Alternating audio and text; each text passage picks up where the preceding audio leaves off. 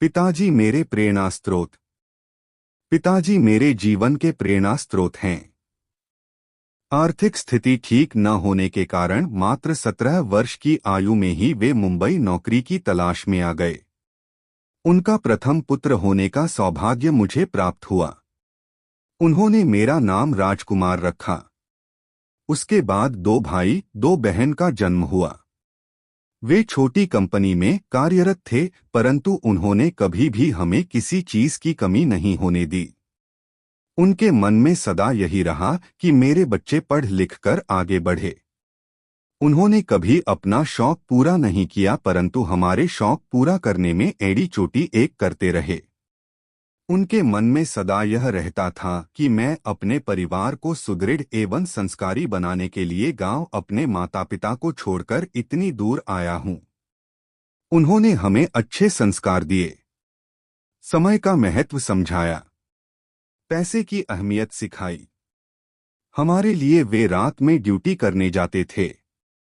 वे अपना कर्तव्य बड़ी ईमानदारी से निभाते रहे और हमें समझाते थे कि ईमानदारी वह हथियार है जिससे अपना जीवन संग्राम आसानी से जीता जा सकता है। उन्होंने कभी लालच एवं बेईमानी नहीं की। हमारे पालन पोषण में पिताजी को बहुत सारी कठिनाइयां आई, परंतु उन्होंने हमें एहसास होने नहीं दिया। पिताजी कभी कहते तो नहीं थे, परंतु उनके मन में जरूर रहता था कि हमारे बच्चे बड़े होकर शिक्षक तथा अन्य उच्च पद पर कार्यरत हो ताकि हमारे घर की परिस्थिति में सुधार आए। इसके परिणाम स्वरूप मैं एक शिक्षक बन सका। हमारे जीवन में उन्होंने अनुशासन, बड़ों का सम्मान, अन्याय का विरोध, ईमानदारी कूट कूट कर भरी थी। 5 वर्ष प्राइवेट स्कूल में पढ़ाने के उपरांत ठाणे महानगरपालिका सरकारी विद्यालय में पढ़ाने का मुझे शुभ अवसर प्राप्त हुआ, जहां मुझे उन गरीब से गरीब बच्चों को देखने एवं पढ़ाने का अवसर मिला जिन्हें एक समय का भोजन भी नसीब नहीं होता था। मैं अपने आप को उन लोगों के बीच से हीरा खोजने का ही नहीं बल्कि उन्हें तराशकर चमकाने का प्रयत्न करता रहा। मेरे पढ़ाए छात्र आज देश के कोने कोने में पहुंचकर उच्च से उच्च पद पर कार्यरत हैं। मुझे अपने पिताजी पर गर्व है कि उन्होंने विपरीत परिस्थितियों में भी एक शिक्षक बनाया, जिसके कारण मैं आज समाज को अनेकों सजग नागरिक दे सका। पिता वह व्यक्ति होता है जो संतान को प्रगति पथ पर आगे बढ़ता देखकर हृदय से प्रफुल्लित होता है। प्रत्येक पिता चाहते हैं कि उनकी संतान उनका नाम रोशन करें। पिता का किया गया त्याग कभी भुलाया नहीं जा सकता। उन्होंने अपने अमूल्य अनुभवों से हमारा लालन पालन किया। उनका हम पर इतना ऋण है कि हम उसे कभी भी चुका नहीं सकते हैं। मैं इतना भाग्यशाली हूं कि आज भी उनका आशीष मेरे सिर पर है। उन्होंने हम भाई बहनों में कोई भेद नहीं किया। हमारा संयुक्त परिवार उन्हीं की छत्रछाया में खिलखिलाकर हंसते खेलते एवं मिलजुल कर रहते हैं। हमारे लिए प्रत्येक त्योहार एक उत्सव होता है। पिता वह वटवृक्ष होते हैं जिसकी शीतल छाव में पूरा परिवार चैन की नींद सोता है। आज तक उन्होंने हमें फूलों की तरह पाला एवं बड़ा किया। मैं सेवानिवृत्त हो गया, परंतु आज भी घर की सारी व्यवस्था वही देखते हैं।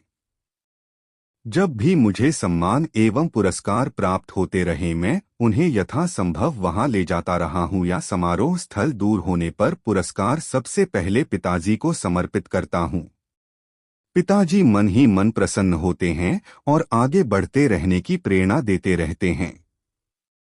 मैं सौभाग्यशाली हूं कि मेरे सेवा संपूर्ति पर आशीष देने के लिए पिता समारोह में लगभग 5 घंटे मान्यवरों के साथ मंच पर बैठे रहे। पिता धरती का वह फरिश्ता होते हैं जो अपना सारा जीवन अपनी संतान के लिए न्योछावर कर देते हैं। इसका जीता जागता रूप मैंने अपने पिताजी में देखा।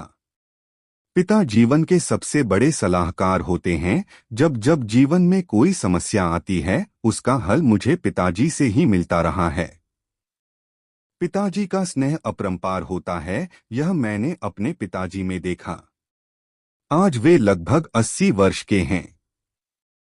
यह मेरा खुशनसीब है कि मुझे उनकी सेवा करने का अवसर प्राप्त हुआ है।